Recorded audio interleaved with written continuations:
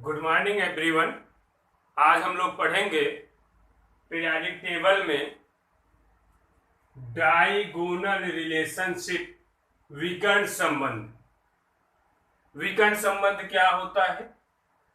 आवर्त 2 के वे तत्व जो आवर्त 3 के तत्वों के साथ गुणों में समानता प्रदर्शित करते हैं तथा आवर्त 3 के वे तत्व आवर्त 2 के तत्वों के विकर्ण सम्मुख पर स्थित होते हैं। इसको एक एग्जाम्पल हम देखते हैं, समझते हैं। लेते हैं पीरियड नंबर 2 में कौन कौन है आपका? Lithium, beryllium, boron, carbon, nitrogen, oxygen, fluorine. Period number 3 में आपके कौन कौन हैं? Sodium, magnesium, aluminium, silicon, phosphorus, sulphur, chlorine. ये रहे आवर्त 2 के तत्व तथा ये रहे आवर्त 3 के तत्व। हमने कहा आवर्त 2 के वे तत्व या आवर्त 2 के तत्व आवर्त 3 के उन तत्वों के साथ गुणों में समानता प्रदर्शित करते हैं जो उनके विकर्ण सम्मुख पर स्थित होते हैं। जैसे लिथियम के विकर्ण पे कौन है?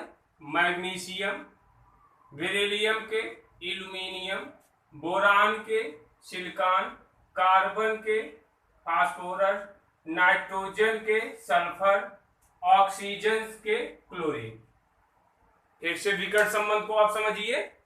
आवर्त 2 के तत्व आवर्त 2 के तत्व आवर्त 3 के उन तत्वों के साथ गुणों में समानता प्रदर्शित करते हैं जो उनके विकर्ण सम्मुख पर स्थित होते हैं।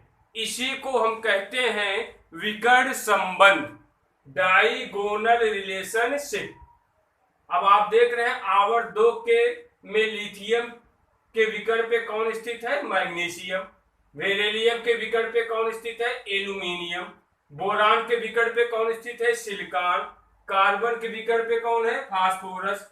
तो आप लिथियम से मैग्नीशियम, बेरिलियम से एल्यूमिनियम, बोरान से सिलिकॉन, कार्बन से फास्फोरस, ये तो आप पढ़ेंगे। यहां तक आपके 11th के कोर्स में हो जाता है। फिर नाइट्रोजन का सल्फर के साथ विकर्ण या ऑक्सीजन का क्लोरीन के साथ डायगोनल रिलेशनशिप, ये आपके इनसे जो इनका डायगोनल रिलेशनशिप है यानी इनमें जो समानताएं हैं इनके गुणों में या इनके रिएक्शन में, ये आपका 12th में पूछेगा। तो अब सवाल ये होता है ये विकर्ण संबंध क्यों होते हैं या कैसे होते हैं? पहली चीज तो आवर्त 2 के जितने भी तत्व हैं अपने परिवार के तत्वों के साथ गुणों में भिन्नता प्रदर्शित करते हैं। मीन्स आवर्त 2 के जो तत्व होते हैं इनके गुण अपने परिवार के तत्वों से भिन्न होते हैं। जैसे लिथियम का गुण क्षार धातुओं से भिन्न होगा, बेरिलियम का गुण क्षारीय मृदल धातुओं से भिन्न होगा। इसी प्रकार बोरान का अपने परिवार के तत्वों से भिन्न होगा। कार्बन का गुण अपने परिवार के तत्वों के गुणों से भिन्न होगा। आवर्त 2 के तत्व जो होते हैं अपने परिवार के तत्वों के साथ गुणों में भिन्नता प्रदर्शित करते हैं। इसी को हम असंगत व्यवहार कहते हैं यानी एनामोलस बिहेवियर इसी को कहा जाता है। आवर्त 2 के तत्व आवर्त अपने परिवार के तत्वों के साथ गुणों में भिन्नता प्रदर्शित करते हैं। ये भिन्नता क्यों प्रदर्शित करते हैं? क्योंकि इनकी त्रिज्या जो होती है, आवर्त 2 के तत्वों की जो त्रिज्या होती है अपने परिवार के अन्य तत्वों की तुलना में इनकी त्रिज्या अत्यधिक छोटी होती है। उसको हम पढ़ेंगे एनामोलस बिहेवियर में। केवल हम ये देखते हैं डायगोनल रिलेशनशिप होता क्यों है। तो लिथियम, जैसे लिथियम का गुण मैग्नीशियम से मिलता है। अब लिथियम का गुण मैग्नीशियम से क्यों मिलता है? इसके कुछ अपने कारण हैं। लिथियम की साइज मैग्नीशियम के साइज के लगभग बराबर होती है, यानी एग्जैक्ट बराबर नहीं होती है, नियर अबाउट होती है कहने। तथा लिथियम आयन की त्रिज्या मैग्नीशियम आयन की त्रिज्या के लगभग बराबर होती है। जैसे लिथियम आयन की त्रिज्या आपकी क्या हो जाती है, लिथियम आयन की त्रिज्या होती है 0.76 एंगस्ट्रम तथा मैग्नीशियम आयन की त्रिज्या होती है 0.72 एंगस्ट्रम। लिथियम आयन की त्रिज्या रही या मैग्नीशियम आयन की त्रिज्या रही, दोनों की त्रिज्याएं लगभग आपस में बराबर होती है। दोनों के atomic radii same, ionic radii same तथा इलेक्ट्रोनिगेटिविटी भी सेम होती है, यानी विद्युत ऋणात्मकता भी लगभग सेम होती है। तो आयनिक त्रिज्याएं समान होने के कारण दोनों की ध्रुवण क्षमता समान होती है, अतः लिथियम के गुण अपने परिवार के तत्वों से न मिलके मैग्नीशियम के साथ मिलता है या मैग्नीशियम के परिवार के तत्वों के साथ मिलता है, यानी लिथियम मैग्नीशियम के साथ विकर्ण संबंध स्थापित करता है। लिथियम किन किन गुणों में मैग्नीशियम के साथ समानता प्रदर्शित करता है, तो हम देखते हैं मैग्नीशियम के ही सदृश यानी मैग्नीशियम के ही जैसे लिथियम केवल सामान्य ऑक्साइड बनाता है। लिथियम परिवार के अन्य तत्व जो होते हैं ये ऑक्साइड भी बनाते हैं, जैसे क्षार धातुएं हैं ये ऑक्साइड भी बनाती हैं, परऑक्साइड भी बनाती हैं और कुछ क्षार धातुएं सुपर ऑक्साइड भी बनाती हैं। लेकिन लिथियम मैग्नीशियम के सदृश केवल सामान्य ऑक्साइड बनाता है तथा मैग्नीशियम के जैसे ही लिथियम भी नाइट्रोजन से सीधे संयोग करके नाइट्राइड बनाता है। मैग्नीशियम नाइट्रोजन से सीधे संयोग करके नाइट्राइड बना सकता है, उसी तरह लिथियम भी नाइट्रोजन से सीधे संयोग करके नाइट्राइड बनाता है।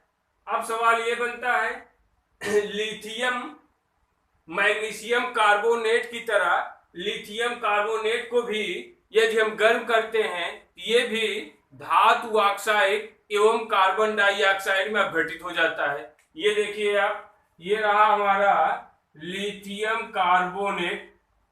यदि इसको हम गर्म करते हैं, हीट देते हैं, गर्म करते हैं तो लिथियम कार्बोनेट आपका लिथियम कार्बोनेट लिथियम ऑक्साइड एवं कार्बन डाइऑक्साइड में अपघटित हो जा रहा है।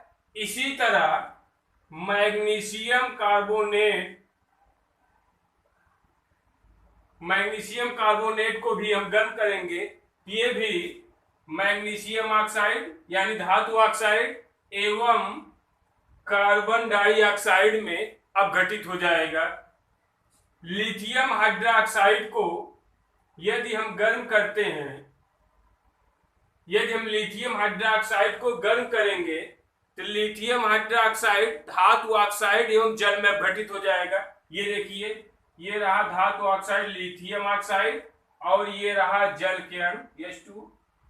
इसी तरह यदि हम मैग्नीशियम हाइड्रोक्साइड को भी हम गर्म करते हैं तो मैग्नीशियम हाइड्रोक्साइड भी धातु ऑक्साइड एवं जल में अपघटित हो जाएगा।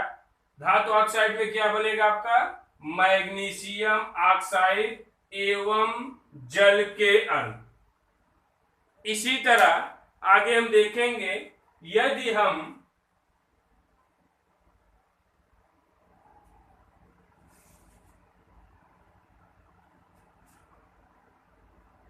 लिथियम नाइट्राइड को गर्म करते हैं तो lithium nitride lithium oxide nitrogen dioxide एवं ऑक्सीजन में अपघटित होगा। सेम उसी तरह मैग्नीशियम नाइट्राइड का भी अपघटन होगा। ये देखते हैं हम, ये रहा हमारा लिथियम नाइट्राइड।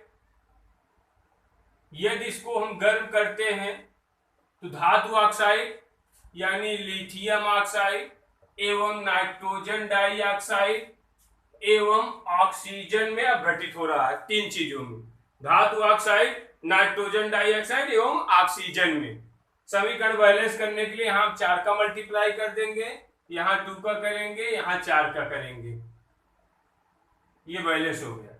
सेम इसी तरह मैग्नीशियम नाइट्राइड को हम गर्म करते हैं तो मैग्नीशियम नाइट्राइड भी आपका, मैग्नीशियम नाइट्राइड को हम गर्म करेंगे ये भी आपका टूट जाएगा। धातु oxide, magnesium oxide, nitrogen dioxide और ऑक्सीजन। देख रहे होंगे जिस तरह मैग्नीशियम नाइट्राइड अब घटित हो रहा है जिन चीजों में, जिन पदार्थों में, उसी तरह हमारा लिथियम नाइट्राइड भी अब घटित हो रहा है। तो ये आगे कुछ समानता हम देखते हैं। मैग्नीशियम क्लोराइड जो होता है ये कार्बनिक विलायकों में विलय होता है। इसी तरह हमारा लिथियम क्लोराइड भी ऑर्गेनिक सॉल्यूशन में सॉल्युबल होगा, यानी कार्बनिक विलायकों में भी विलय होता है। तथा ये जो लिथियम हाइड्रोक्साइड होता है मैग्नीशियम हाइड्रोक्साइड की तरह जल में अल्प विलय होता है। तथा दोनों के कार्बोनेट, फास्फेट, सल्फेट ये लोग जल में अविलय होते हैं। लिथियम तथा मैग्नीशियम के दोनों के कार्बोनेट, सल्फेट,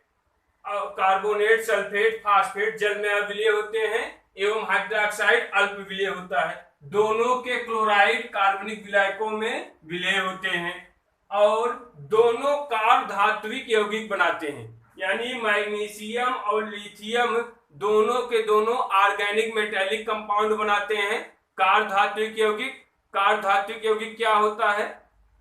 ऑर्गेनोमेटेलिक कंपाउंड वह यौगिक जिसमें मेटल्स जो होते हैं सीधे कार्बन से जुड़े हों, वो भी सहसंयोजी बंध द्वारा। जिस यौगिक में मेटल्स सीधे कार्बन से सहसंयोजी बंध द्वारा जुड़े होते हैं उनको हम कहते हैं कार्ब धात्विक यौगिक। जैसे क्लोरोफिल हो गया, उसमें आपका मैग्नीशियम धातु जुड़ी है कार्बन से।